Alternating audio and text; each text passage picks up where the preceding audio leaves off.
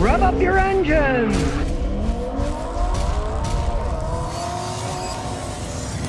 Okay, today we have an interesting car. Guy just bought it used. It's a 2012 Chevy Cruze. Now they don't make them anymore. Had a lot of problems as time went on. GM gave up with compact cars.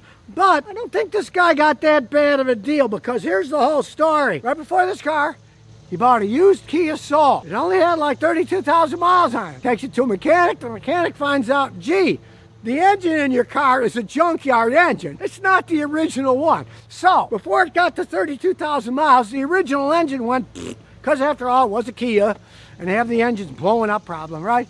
But then, at about 52,000 miles, that junkyard engine started to go out. Of course, we don't know what mileage that had on it, because it came from a junkyard, right? So he's like, he lost a little bit of money, but he got rid of the Kia Soul, and he bought this. Now, I'm not a big fan of these things, the Cruzes. It's definitely a heck of a lot better than that Kia Soul that he bought used. The thing is, it's actually an American copy of a Korean car.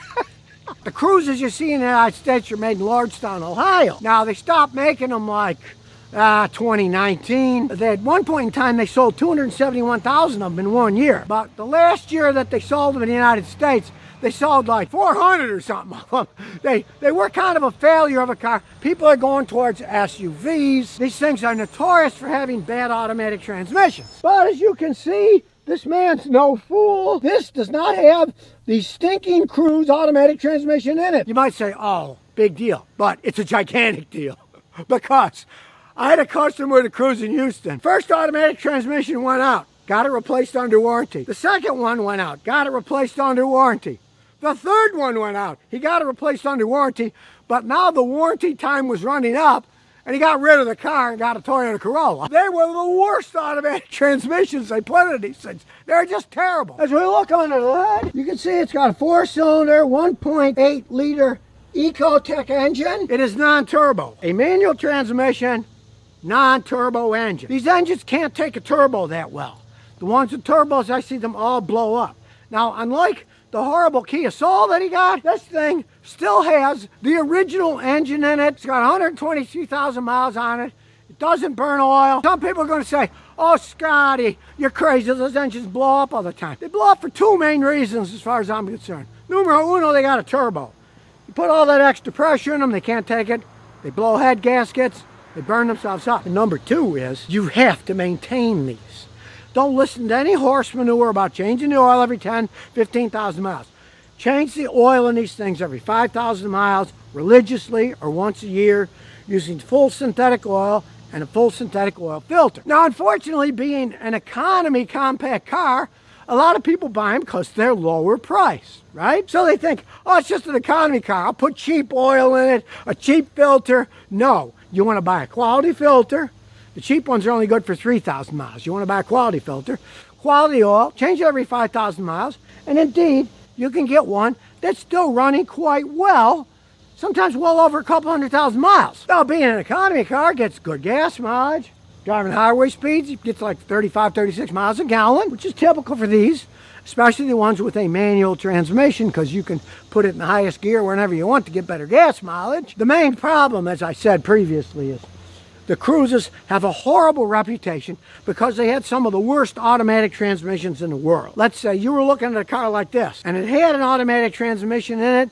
I would tell you, don't even think about buying it. Now, if you were crazy enough to think about buying it, I'd say, bring it, let me check it out. I'd put my fancy computer on it, and I would probably look at the transmission data and find out that, geez, these shift points are garbage.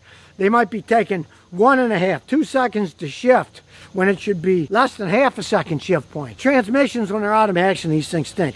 If you see an automatic one, my advice is don't even think about buying it. So before we analyze it all, let's take a general look. Save money with steel wheels, but they're not bad looking cars. The later model ones like this do look a lot better. The old ones were really horrible looking.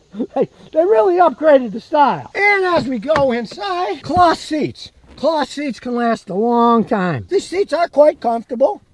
There's a reasonable amount of room in the back seat. And it's got a regular key, it flops up, so let's take a listen to the motor. Starts right up. Now it's got a regular emergency brake, unlike the modern ones that are electronic that I hate, so I like that. And like I say, it's a manual transmission. You don't have to worry about the automatic breaking down. Now, it does have the check engine light on, so we're going to check that later. And it also has the tire pressure monitoring light on. I suppose one of the tire pressure monitors doesn't work. That's typical as they age. And it's got a real old school digital dash. Look, we put the fan on. It shows you the speeds, where it's coming from. And it does have a CD player because it's an older car, right? The CD player. But the AC still works, so we'll turn it on. As you can see, it's already detected the vehicle. It knows it's a 2012 Chevy Cruze 1.8 manual transmission. And it's able to do a topology scan, so here we go. And while it's scanning, we'll just look around at kind of the quality of the vehicle. Plastic still holds up, it's not cracked. The seats are in pretty good shape. And not bad, it's only got one code. And the code is, dun-dun-dun, catalytic system low efficiency. So for now, we'll erase the codes, see what happens as we road test it. And we'll start it up, push on the clutch, and watch some live data. Here we go with live data. Remember, black is good, red is bad. We'll kind of look at the stuff, see what kind of shape it's in. The map sensor's normal, closed loop like it should. Long-term fuel trim, 4%. Long-term fuel trim, it's 4% right now, 5%. But sometimes it actually drops down to 0. It's adding 4%, but as you can see, the short-term fuel trim, 2, minus 4, 3, 4, it moves around a little. Adding and subtracting, it's a small percentage. 36 miles a gallon on the highway is perfectly fine. The car's running perfectly fine. You're not going to get perfection in a Chevy product. This isn't like a Toyota where if you had a 4 or 5% fuel trim, you think there's something wrong. That's pretty normal for these things. So let's take it for a spin. Now it's 2 gold, so no backup camera. We got to look at this one. Now it sounds and accelerates normal for one of these. They're not race cars, but with the manual transmission, they're quick enough. And we're twirling around here in the subdivision. It actually handles quite well. It is a small wheelbase car, so it's going to handle well. Now, of course, the ride is okay. It's a small wheelbase car with 130,000 miles on it, so it's going to be a little bit bumpy. That's how these things are. They're economy cars. That's one of the reasons they don't make them anymore. People have given up on a lot of economy cars. They want SUVs. Right, they don't make these anymore. 2019, I believe, was the last time they sold them in the United States. But I gotta say, so far, for his used economy car, hey, it's not looking bad whatsoever. Now here we go to our little drag strip in the sky, and we're gonna take off and see what this thing can do. Here we go. Okay, it's not a race car. It's an economy car for getting you from here to there, and it does its job quite well. You're not drag racing people in this thing. But truthfully, with 130,000 miles on it, it runs pretty much the way it did when it came off the factory floor. People want more power. They want an SUV. They want everything to be bigger and better.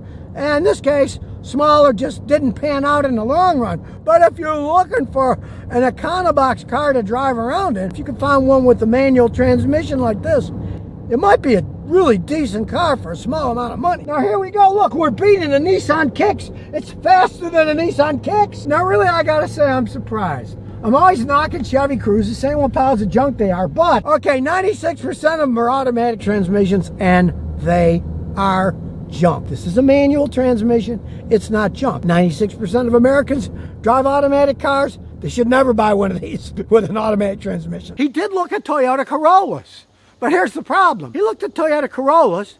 They wanted twice what he paid. He paid $6. They wanted $12, so he had to pay twice as much if he would have bought one. But the real sticker was, it had twice the mileage this thing had on it. It had 130,000 miles more than this for twice the price. So, in this case, I gotta say, he made a smart move. He didn't get the turbo. He got a manual transmission. But I gotta warn you, if you're looking at one of these that's an automatic transmission, you'd be a fool to buy it. They break all the time. That's one of the main reasons they don't make them anymore. I believe they still sell them in Australia and Brazil. I know they sell them in Brazil. Well, guess what? In Australia and Brazil, a lot of people drive manual transmissions. 96% of Americans don't. You buy this with an automatic, it'd be foolhardy. So basically, for $6,000, and considering that it sat at the car lot for months, they couldn't sell it for 2 reasons. Cruzes have a horrible reputation for their automatic transmissions mainly, and engines blowing with turbos. But most Americans can't drive a standard anymore. They can't drive manual transmissions, so they're not going to buy one. If you can find one of these with a manual, it could be a very good knock-around car to get you where you're going, get good gas mileage. Just make sure you change the oil regularly. It could be a very good car for the money. Realize everything has to do with the quality versus the money. A Corolla that had twice the mileage for twice the price. Hey, 250,000 miles on a car is pretty well worn out. I'm not going to pay $12,000 for it. Let's face the facts. So in this market today, you got a good deal on a car that I normally would say is a rolling pile of crap, but this one wasn't. So if you never want to miss another one of my new car repair videos, remember to ring that bell.